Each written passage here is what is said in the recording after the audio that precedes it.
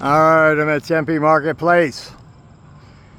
The big digital fucking signs, those giant LCD signs, multi-million dollar signs. They're out again. Now my gut feeling is the same people that'll rip the copper wire out of all these lights so they can go scrap it for a few bucks. Probably throwing rocks or something at that thing and fucking up those panels. Because that's what these people do. You know, they're desperate. They've been cooking in the Arizona sun for many, many seasons. So, you know, they got mental, you know, that mental health care in Arizona sucks. It really does. It's fucking horrendous. So if you do have mental care student, be grateful. Very grateful, because it's a bitch to get fucking help. Let me tell you, firsthand. Used to be a lot easier. Today it's horrendous.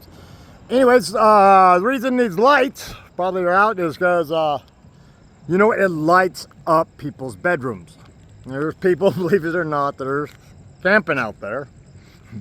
The smart ones don't use campfires anymore. They used to. Hell, there used to be a lot of people out there. I mean, whole villages.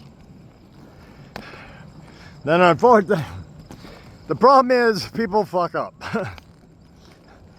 They decide, like those palm trees over there, you know, they're tweaking, they're drinking, they're drugging, and all of a sudden they got that torch lighter in their finger, and they decide to light those dead palm fronds. You know, and that brings the fire department. And that ruins it for fucking everybody, because it fucking will light this whole place up when it gets dry. It's a great big fire. It costs a shitload of money to put the fire out, because it's fucking... Well, now this place has fire hydrants over here. But when it burns way down, way past Tempe Mountain Lakes, when that shit lights up, oh my God, it was a pain in the ass. It's like a 7-alarm fire, because they needed all the hoses to get water to put the whole river bottom out. I have that on film somewhere too. It was pretty cool. So yes, we got people living out there, along with snakes, scorpions, rats, raccoons, bobcat.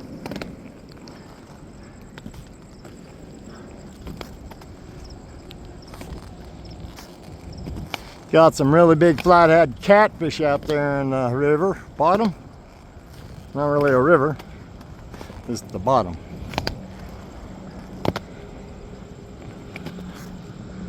And matter of fact, there's like a bayliner over there somewhere. Somehow somebody got a bayliner all the way up into here, and well, they left it, and then somebody stripped the motor, stripped everything out of it. And when, by the time I found it, it was stripped and in the water, sunk.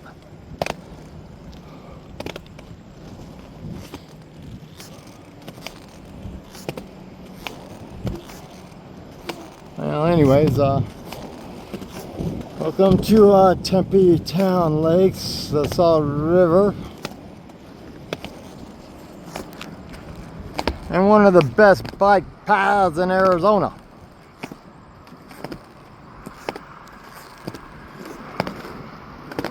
Oh, it's a little humid. Ah, wow.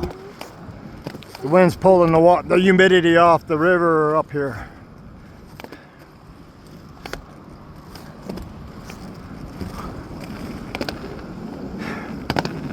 It's nice to be able to sense and feel.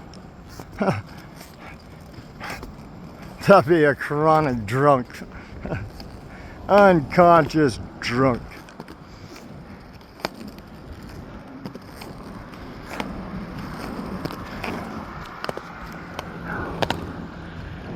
Ah, see, there's a doorway. Because there's some good camping spots up there under the bridge. However, in the summertime, that concrete is so fucking hot.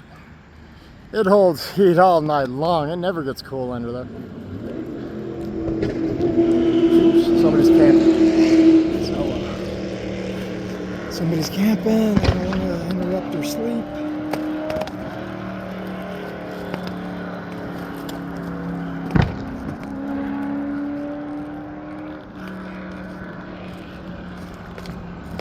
I know what it feels like to be fucking homeless. There's 30 years ago. So I've been homeless. I've lived in multi-million-dollar condos, houses on McCormick Ranch, Gainey Ranch. They weren't mine, it wasn't my money. Girlfriends. Yeah, if I was a gold digger, yeah, I'd be a multi-millionaire driving fucking fancy cars around.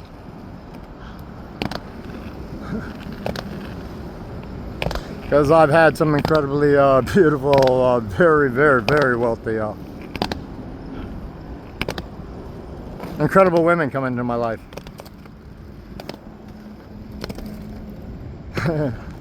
Sherry. Now, Sherry.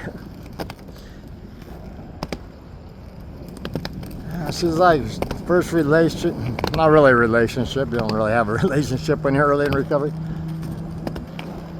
She helped me walk through a lot of fears. My God. Oh, and I fell in love with her daughter. Her daughter loved me. Rachel. Rachel's got to be an incredibly beautiful young lady by now. She was only 6 years old, and wow.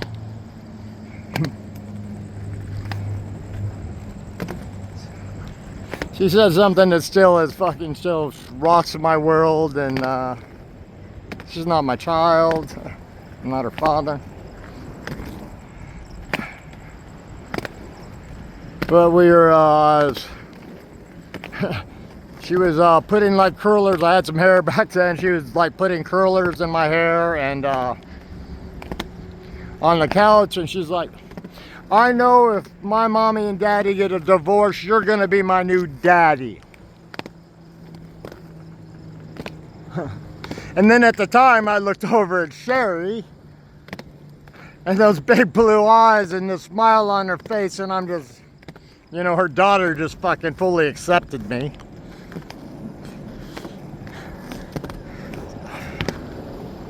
I still don't know how to fucking emotionally fucking process all that. 30 years ago. Rocked my world though. But that wasn't meant to be.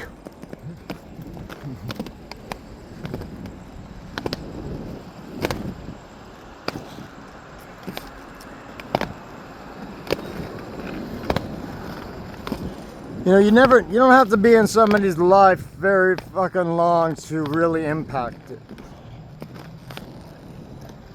And I do know, I am very aware, I do know I impact the fucking planet on some level, or so I'm told.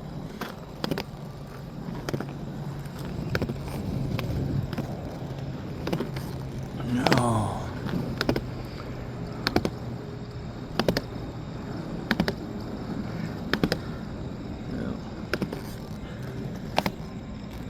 I turn my will and my life and over the care of God, whatever that is, and do with me what thy wilt. So I find myself in the plaza for the last 5 years. It's a hell of a lot better than finding yourself isolated, praying to die in the fetal position.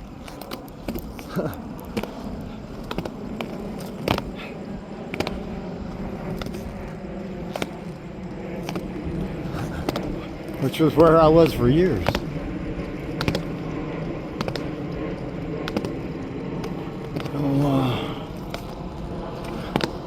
So I exchanged my addiction, the disease of alcoholism, for a life of honesty and service.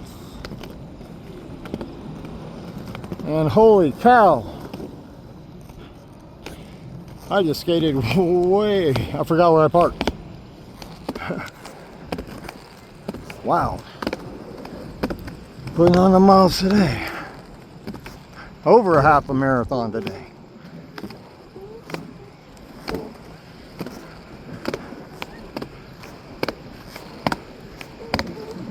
I could skate 26 miles. Not a problem. Not in the daytime. Holy shit.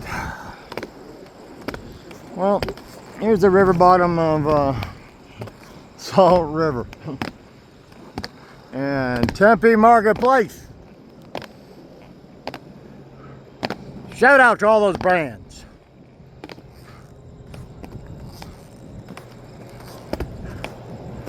Maybe someday I'll have millions of viewers and they'll sponsor me.